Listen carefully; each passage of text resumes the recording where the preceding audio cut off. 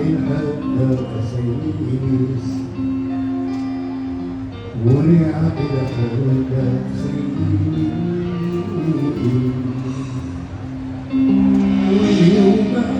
ما سيروح أنسيك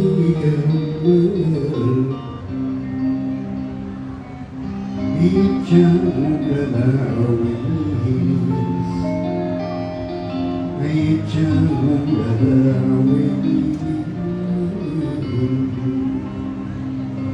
يهدي تروح تتقى أثمن جارة حكاها فكر على خالد زمن فكر على خالد زمن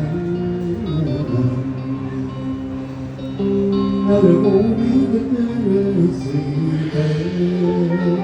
بكثرة الحرقات